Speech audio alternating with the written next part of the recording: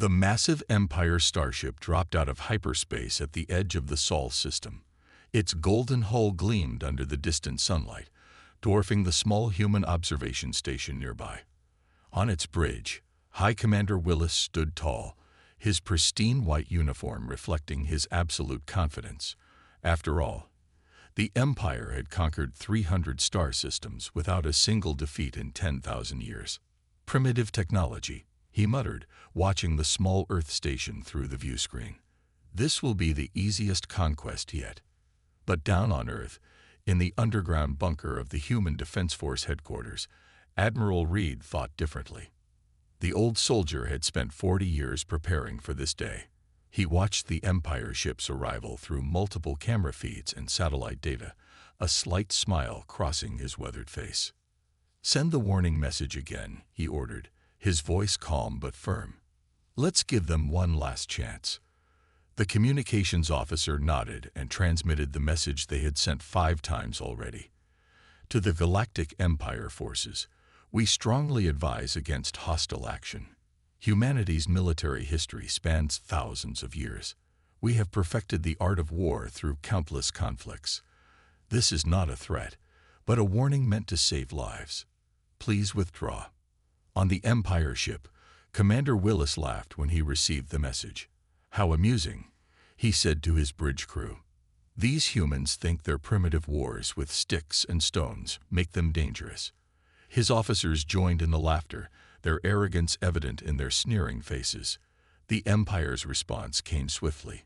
"Surrender immediately and accept Imperial rule, or face immediate destruction. You have 1 hour to comply." Admiral Reed sighed and turned to General Thompson, who stood nearby reviewing battle plans. "They never listen, do they?" "They never do," Thompson replied, checking his watch. "Blind spots are in position." Reed nodded. "All set. Stealth platforms are dark. Quantum nets are ready. Let them make their move." The Empire didn't even wait the full hour. 300 smaller ships emerged from the massive flagship's hangars, forming perfect attack formations. Their military doctrine hadn't changed in millennia. Why should it? It had never failed. "Look at those formations," Reed commented, shaking his head. "So predictable. So rigid. Start the countdown." The Empire ships dove toward Earth's atmosphere, their sensors detecting nothing unusual. Their scans showed only a handful of primitive defense satellites and some basic ground installations. Commander Willis watched from his flagship, already drafting his victory speech. Then everything changed. The first wave of Empire ships suddenly lost all power, drifting helplessly in space. Hundreds of previously invisible human vessels emerged from carefully planned blind spots. These weren't the primitive ships the Empire expected. They were sleek, advanced vessels specifically designed to counter Empire technology. "What's happening?" Willis demanded, watching in horror as his perfect formations fell into chaos. Where did those ships come from? The answer came in the form of devastating precision strikes. Human ships moved in seemingly random patterns, impossible to predict. They struck from angles the Empire had never considered, using weapons that somehow bypassed their shields. "Impossible," Willis shouted as the reports flooded in. 20% of his attack force was already destroyed or disabled. They're just humans. Primitive humans. But Admiral Reed and his forces were far from primitive. Decades of preparing for this moment had yielded technology specifically designed to counter Empire advantages. Human ships carried electromagnetic pulse weapons that could penetrate Empire shields because they operated on frequencies the Empire had never thought to defend against. Phase 2, Reed ordered calmly, watching the Empire forces scatter in disarray. "Show them why we warned them to run." Suddenly, the Empire's perfect communication network went dark. Their ships could no longer coordinate their movements. Human vessels, operating on a completely different system, continued their precise attacks. As Willis watched his first wave crumble, a cold realization dawned on him. The warning hadn't been primitive posturing. It had been genuine concern for the lives about to be lost. These humans didn't just know war. They had mastered it in ways the Empire had never imagined. "Full retreat," he ordered, his voice shaking. "Return to the flagship immediately." But it was too late. The humans had already sprung their trap, and the Empire was about to learn why Earth's history of warfare made it the most dangerous planet they had ever encountered. The first battle was over in less than 30 minutes. As Willis stared at the wreckage of his attack force, a new message came through. "This was just our warning shot. Withdraw now or face the full might of humanity. We tried to warn you." 3 days after the first battle, General Thompson stood before the United Earth Council, his holographic presentation showing the destroyed Empire ships floating in space. The council chamber was silent as he began his briefing. "Ladies and gentlemen," he said, his voice echoing through the chamber, "the Empire will return. But this time, they'll come with their full force. It's time to show them what humanity has been hiding." The lights dimmed, and a new hologram appeared. A massive network of satellites, stations, and hidden bases spread throughout the solar system. Most of them had been invisible to Empire scans, disguised as debris or mining operations. "For 50 years, we've been preparing," Thompson continued. "Every civilian space station, every mining operation, every orbital platform. They're all part of our defense network." The Empire thought they were scanning primitive infrastructure. Instead, they were looking at the biggest military deception in human history. In space, that deception was now being revealed. Thousands of civilian ships began transforming, their fake hulls falling away to reveal military-grade weapons and armor. Mining lasers repositioned themselves as defense platforms. Cargo containers opened to release swarms of combat drones. Meanwhile, on the Empire flagship, Commander Willis was facing his own superiors through a holographic call. His hand shook as he delivered his report. "The humans," he explained, "they fight like nothing we've ever seen. They don't follow any proper military doctrine. Their ships move in chaos patterns. They used mining equipment as weapons." His voice cracked with disbelief. The Empire's supreme commander appeared unimpressed. "They are primitives who got lucky," he declared. "We will send the Third Fleet. 10,000 ships should be enough to crush these humans." Back on Earth, Admiral Reed watched the Empire's massive fleet gathering through long-range sensors. He turned to his command staff, all of them veterans who had trained their whole lives for this moment. "Begin Operation Scattered Thunder," he ordered. Across the solar system, humanity's hidden strength emerged. Asteroid bases revealed themselves as fortress stations. Civilian transport ships combined to form larger battle cruisers. But most importantly, Earth's greatest secret weapon came online. The AI battle network named Atlas. "Atlas," Reed commanded, "show us what you can do." The artificial intelligence system had spent decades studying every battle in human history, learning from thousands of years of warfare. Now it coordinated the entire human fleet, calculating billions of possible strategies per second. In deep space, the Empire's Third Fleet jumped into the solar system, their 10,000 ships forming a perfect attack wall. Supreme Commander Drake stood proudly on his command ship, expecting an easy victory. "Send in the first wave," he ordered. "Show these humans real military power." But as his ships advanced, they found no targets. The human fleet had seemingly vanished. Empire sensors showed nothing but civilian traffic and mining operations. "Sir," his sensor officer called out, "we're detecting strange energy readings from the asteroids." Before Drake could respond, space itself seemed to come alive. Asteroids that his ships had dismissed as simple rocks opened up, revealing massive gun ports. Mining ships suddenly dropped their civilian transponder signals, their hulls bristling with weapons. "Impossible," Drake shouted as his perfect formation was shattered by attacks from every direction. Human ships appeared from nowhere, striking with perfect coordination, then vanishing again. Atlas directed each strike with inhuman precision, predicting Empire responses before they happened. When the Empire ships tried to regroup, they found their communications jammed by frequencies they'd never encountered. When they attempted to retreat, they discovered their hyperspace calculations had been corrupted. In the Earth Command Center, Reed watched the battle unfold. "Send the message," he ordered. Every Empire ship received the same transmission. "This is humanity's true face. We didn't spend our history fighting wars because we wanted to. We did it because we had to become the best. This is your final warning. The next battle will not be a demonstration. It will be a war." As the Empire fleet retreated in disarray, leaving hundreds of damaged ships behind, Supreme Commander Drake finally understood. The humans hadn't been exaggerating about their military history.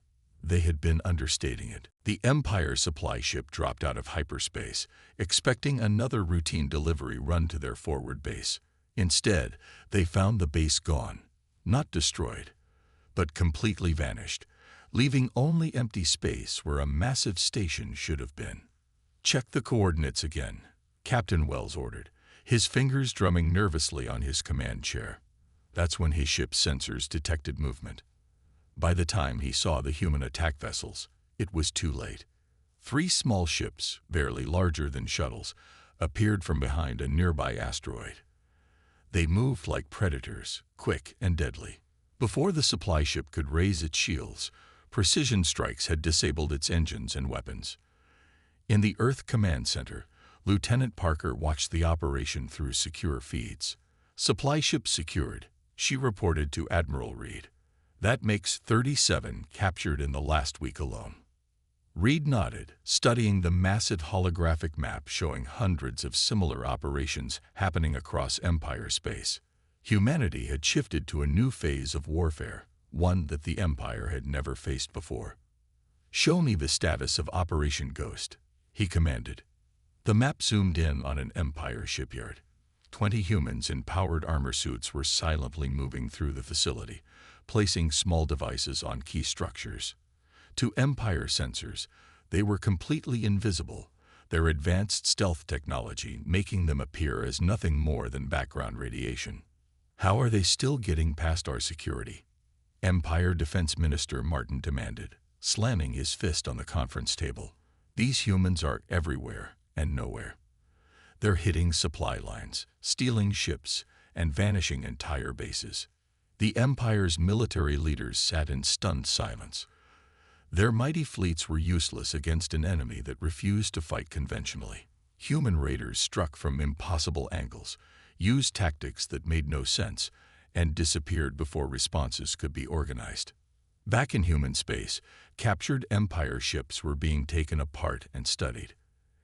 Every piece of technology was analyzed, improved upon, and turned against its makers. But more importantly, humans were learning the Empire's patterns, their habits, their blind spots. "They're so predictable," Parker observed, watching another raid through the command feeds. "They always follow the same protocols, even after they fail." Reed smiled. "That's what happens when you win for 10,000 years. You forget how to adapt." The humans, on the other hand, were adaptation masters. Their ships now carried modified versions of Empire technology, but used in ways the Empire never imagined. Mining tools became weapons. Civilian vessels transformed into warships. Every defeat taught them new lessons, which they applied immediately. On an Empire core world, General Thompson led a daring operation. His team had infiltrated the planet's main military base wearing powered armor that mimicked Empire Guard signatures. They walked right through security, downloaded the entire military database, and left without anyone noticing. The Empire built their society on the idea that they're invincible, Thompson said during his mission debriefing. They never developed countermeasures because they never needed them.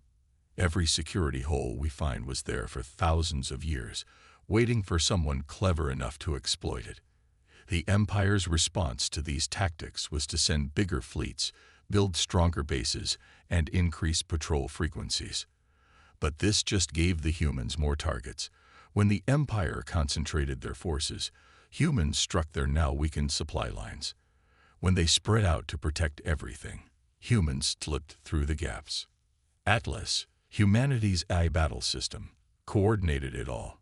It tracked every Empire ship, predicted their patrol routes, and identified the perfect moments to strike. The Empire's rigid military doctrine made their responses easy to anticipate. In his flagship, Supreme Commander Drake received another disturbing report. 3 more supply convoys had vanished. 2 major bases had gone dark. And somehow, humans had stolen the plans for the Empire's latest warship design. "These humans," he muttered, "they're not fighting a war. They're hunting us." The report ended with an intercepted message from Earth Command. "You still haven't seen our full strength. Your Empire has forgotten what real war looks like. We're teaching you, one raid at a time. Run while you can." Supreme Commander Drake stood before the Empire's High Council, his uniform no longer carrying the same pride it once did. Behind him, a hologram showed the mounting losses their forces had suffered over the past month. "We have no choice," he announced, his voice heavy. "We must deploy the Planet Breaker fleet." The council chamber erupted in shocked whispers. The Planet Breakers hadn't been used in 5,000 years. They were the Empire's ultimate weapons, massive ships capable of destroying entire worlds. "The humans have left us no choice," Drake continued. "They're raiding our worlds with impunity. They've captured our technology. They're even turning our own subject species against us." In Earth's command center, Admiral Reed received the intelligence about the Planet Breaker fleet's activation. He turned to General Thompson with a grim smile. "They're finally bringing out their super weapons," Reed said. "Right on schedule." Thompson nodded. "Shall we show them ours?" Across human space, hidden installations began powering up. These weren't weapons. They were something far more dangerous. They were the product of decades of research into quantum physics, built in secret while the Empire thought humans were just learning basic spaceflight. The Planet Breaker fleet emerged from hyperspace near Mars, 15 massive ships that could crack planets apart. Commander Drake stood on the bridge of the lead ship, finally feeling confident again. "Send the message," he ordered. "Either Earth surrenders, or we destroy Mars as a demonstration." But when his communications officer tried to send the message, nothing happened. All channels were dead. In fact, all communication between the Planet Breaker ships had gone silent. "What's happening?" Drake demanded. On Earth, Lieutenant Parker sat at her control station, hands flying across holographic controls. "Quantum disruption field active," she reported. "Their ships are cut off from each other." The Planet Breakers tried to coordinate their attack, but without their complex network of communications, their massive ships became clumsy, isolated targets. That's when the humans struck. Small, fast human ships appeared from nowhere, darting between the Planet Breakers. They weren't trying to destroy the massive ships. They were capturing them. Teams in advanced boarding armor cut through hulls, disabled crews with non-lethal weapons, and took control of key systems. "This is impossible," Drake shouted as boarders breached his bridge. "These weapons are the pride of the Empire. They're invincible." "No weapon is invincible," said a human soldier as she stepped onto the bridge, her armor making her tower over the Empire crew. "You just never faced anyone who knew how to fight them." Within 6 hours, the entire Planet Breaker fleet had been captured. The Empire's ultimate weapons now belonged to humanity. But more importantly, the myth of Empire invincibility had been shattered. In the following days, reports flooded into the Empire's capital. Subject species were openly rebelling. Worlds were declaring independence. The Empire's military found itself stretched thin, trying to maintain control of an empire that was falling apart. How did this happen? Defense Minister Martin asked during an emergency council meeting. How did these humans defeat our greatest weapons so easily? The answer came from an unexpected source, an Empire scientist who had been studying human history. "They've been fighting wars for their entire history," he explained. "Not just against others, but against themselves. They've learned to counter any weapon, defeat any strategy, because they've had to do it countless times before." On Earth, Admiral Reed watched the Empire's growing chaos with mixed feelings. "Send the final warning," he ordered. Every screen in Empire space lit up with the same message. Your planet breakers are now ours. Your communications are at our mercy. Your empire is falling apart. This is your last chance to surrender before we're forced to demonstrate why we spent so long warning you to run. In the Empire's capital, real fear began to spread. They had started this war expecting an easy victory over primitives. Instead, they had awakened a sleeping giant that had spent millennia perfecting the art of war. Operation Thunderstrike began at exactly midnight Earth time. Across Empire space, thousands of human ships appeared simultaneously. But these weren't regular warships. They were the captured planet breakers, now modified with human technology, and crewed by Earth's best soldiers. Admiral Reed stood in the command center, watching as green dots representing human forces appeared on the massive strategic display. All strike teams report ready, Lieutenant Parker announced. Atlas confirms optimal attack conditions. Begin the operation, Reed ordered quietly. Show them what those planet breakers can really do. The Empire had built the planet breakers to destroy worlds. Humanity had found a better use for them. Under Atlas's control, the massive ship's power was channeled into precision strikes against military targets. Empire defense stations, shipyards, and fortress worlds fell silent as carefully calculated energy beams disabled their systems without causing a single casualty. On the Empire capital world, Supreme Commander Drake watched in horror as reports flooded in. They're hitting everything at once, he shouted. How are they coordinating attacks across 50 systems simultaneously? The answer was Atlas. The AI battle system had evolved, learning to control the captured planet breakers with efficiency their original creators never imagined. Where the Empire had used them as blunt instruments of destruction, humans wielded them like surgical tools. Sir, an Empire officer called out. The humans, they're broadcasting on all frequencies. A familiar voice filled every speaker in Empire space. General Thompson's. Attention Empire forces. Your defensive networks are down. Your communications are under our control. Your worlds are now under Earth's protection. We didn't want this war, but we've ended it. Surrender, and no one else needs to die today. In Earth's command center, Reed watched as Empire ships began powering down their weapons. Some tried to fight back, but found their shots absorbed by advanced shields derived from their own technology.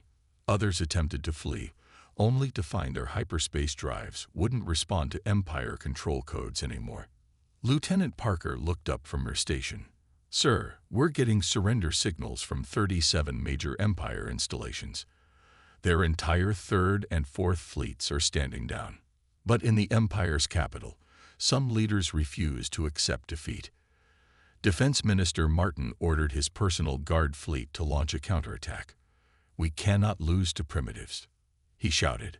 The Empire has ruled for 10,000 years. His fleet made it exactly 3 minutes before running into Operation Thunderstrike's second phase. Human ships emerged from stealth, their hybrid technology combining Empire power with Earth ingenuity. The guard fleet found itself caught in a web of quantum disruption fields, their ships helpless as human boarding teams took control. Minister, a human voice came through on his bridge. Your ships are disabled. Your weapons are offline. Please don't make us demonstrate our full capabilities. Across Empire space, similar scenes played out. The mighty Empire, which had never lost a war in 10,000 years, found itself completely outmaneuvered by human tactics they couldn't even understand. Their rigid military doctrine, unchanged for millennia, had no answer for humanity's adaptability. How? Drake asked when human forces finally reached the capital. How did you defeat our greatest weapon so easily? Admiral Reed, now standing on the Empire's central command station, answered simply, because we never stopped learning. Every war in our history taught us something new. While your empire spent 10,000 years believing you were invincible, we spent that time figuring out how to defeat anyone who might threaten us. The holographic displays around them showed the final statistics of Operation Thunderstrike. 50 major systems captured, 300 military installations disabled, the Empire's entire defense network under human control. And most importantly, minimal loss of life on either side. Send the final message, Reed ordered. Throughout Empire space, screens lit up one last time. We warned you to run. You chose to fight. Now you'll learn why Earth has survived every threat it's ever faced. But we're not here to destroy. We're here to protect. Accept Earth's authority, and your worlds will prosper under our shield. The age of the Empire is over. The age of humanity has begun. The Grand Hall of the Empire's High Council had never been so crowded. Representatives from 300 systems packed the massive chamber, their voices a mix of anger and fear. At the center of it all, Supreme Commander Drake faced the growing storm. The humans have offered us peace, he announced, his voice trembling. They ask only that we accept their authority and reform our government. The chamber erupted in chaos. Some council members demanded immediate surrender. Others called for a fight to the death. But the loudest voices came from the Empire's subject worlds, who had seen humanity's power firsthand. My world requests human protection, announced the ambassador from the Rigel system, standing tall. We've watched them defeat the Empire's greatest weapons without destroying a single planet. They protect rather than conquer. More systems joined the call. One by one, Empire worlds began formally requesting Earth's protection. They had seen how humans treated captured worlds, with respect and aid, not domination and fear. In Earth's command center, Admiral Reed watched the Empire's political chaos unfold. Lieutenant Parker worked at her station, monitoring the situation across Empire space. "Sir," she reported, "we're getting reports of mass desertions from Empire military bases. Entire fleets are powering down their weapons and requesting Earth citizenship." Reed nodded, unsurprised. The Empire's military had been built on fear and absolute authority. Now that both were broken, their forces were choosing a better path. On the Empire capital world, Defense Minister Martin made one last desperate move. He gathered the remaining loyal forces, barely a tenth of their original military, and prepared for a final stand. "We cannot submit to primitives," he declared to his commanders. "We are the Empire. We have ruled for 10,000 years." But his own officers had seen enough. Captain Wells, one of his most trusted commanders, stepped forward. "Minister, I have a report from the front lines you need to see." The report was actually a signal. As Martin reached for the data pad, Wells and the other officers moved quickly. Within seconds, they had peacefully detained the minister who had helped start this disastrous war. "Send the message to Earth Command," Wells ordered. "The last hardline faction is contained. We choose peace." Throughout Empire space, similar scenes played out. Old leaders who refused to accept change were quietly removed by their own people. The Empire's rigid hierarchy crumbled as worlds and military units shows humanity's offered peace over a pointless final battle. General Thompson, now overseeing the transition of Empire worlds to Earth protection, received countless messages from local leaders. They all asked the same question: how had humans become so powerful? "We didn't become powerful," Thompson explained during a broadcast to all former Empire worlds. "We became smart. Every war in our history taught us to value peace. Every battle showed us better ways to protect life. We don't fight to destroy. We fight to defend." In the following days, hundreds of Empire worlds formally accepted Earth's authority. But humans didn't demand worship or absolute obedience like the Empire had. Instead, they offered partnership, protection, and a voice in their own future. Admiral Reed stood on the observation deck of Earth's new headquarters on the former Empire capital world. Below him, ships from 100 systems moved peacefully through space, their weapons powered down, their crews no longer afraid. "Send our response to the surrender requests," he ordered. Throughout former Empire space, screens lit up with humanity's message. "To all worlds of the former Empire, we accept your peaceful surrender. Earth extends not just protection, but partnership. Your cultures will be preserved. Your people will be free. Together, we'll build something better than an empire. We'll build a true galactic community. On worlds across former Empire space, people looked up at the night sky with hope instead of fear. The empire that had ruled through power for 10,000 years had fallen to humans who ruled through wisdom.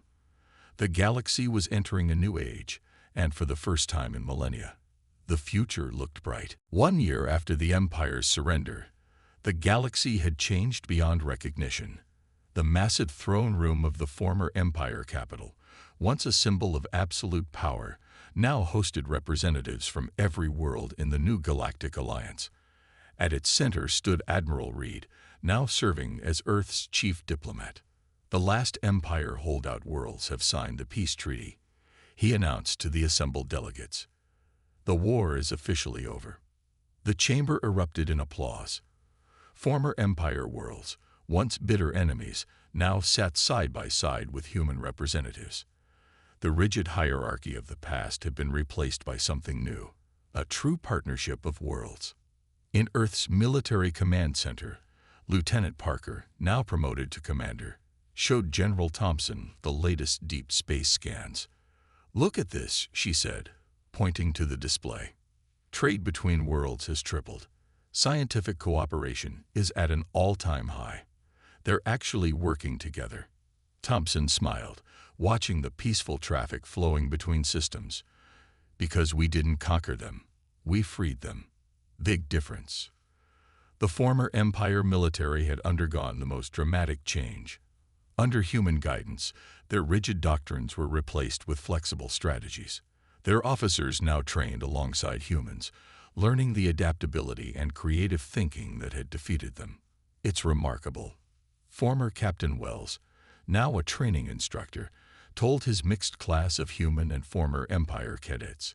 "We spent 10,000 years perfecting the wrong things. We thought power meant strength. The humans showed us that adaptation is true strength." In orbit around Earth, the captured planet breakers had been transformed. The massive ships, once weapons of destruction, now served as mobile research stations and disaster relief centers. Their powerful engines helped terraform hostile worlds. Their energy systems provided power to developing colonies. Admiral Reed toured one of these converted ships with former Supreme Commander Drake, who had become one of the strongest supporters of the new alliance. "I still can't believe how wrong we were about humans," Drake admitted, watching a team of scientists testing new shield technologies. "We thought you were primitives because you fought so many wars. We didn't understand that those wars had taught you how to build peace." The Atlas system had evolved too. The AI battle network now coordinated trade routes, monitored space for natural disasters, and helped manage the complex web of relationships between hundreds of worlds. It had gone from being a weapon of war to a tool for unity. On former Empire worlds, the change was even more dramatic. Cities once ruled by fear now bustled with free commerce. Species that had been subjugated for millennia developed their own governments, protected by human peacekeeping forces that showed them respect instead of domination. In the new Galactic Alliance headquarters, General Thompson addressed a gathering of military leaders from 50 worlds. "The Empire fell because it never learned from its victories," he explained. "Humanity grew strong because we learned from every defeat. Now we offer you that same strength, not through conquest, but through cooperation." The former Empire's vast libraries and technological archives had been open to all worlds. Humans shared their own technology freely, showing others how to improve upon Empire designs just as they had. Innovation flourished as rigid traditions gave way to new ideas. Admiral Reed stood on the observation deck of the Alliance headquarters, watching ships from 100 worlds moving peacefully through space. Next to him, Lieutenant Parker handed him the latest reports. "Sir," she said, "we're getting requests from worlds beyond the former Empire. They've heard about what happened. They want to join the Alliance." Reed smiled. "Send them our standard response." Throughout the galaxy, potential new allies received humanity's message. The age of empires is over. Earth offers not dominance, but partnership. Not subjugation, but protection. We warned the Empire to run because we knew war's true cost. Now we invite you to join us in ensuring such warnings are never needed again. The galaxy is entering a new age, one of peace, progress, and unlimited potential. Welcome to humanity's greatest achievement, turning an empire of fear into an alliance of hope. As stars twinkled in the vast darkness of space, the galaxy had learned its greatest lesson. The humans who had seemed so primitive, who had warned their enemies to run, had not just mastered the art of war, they had mastered the greater art of peace.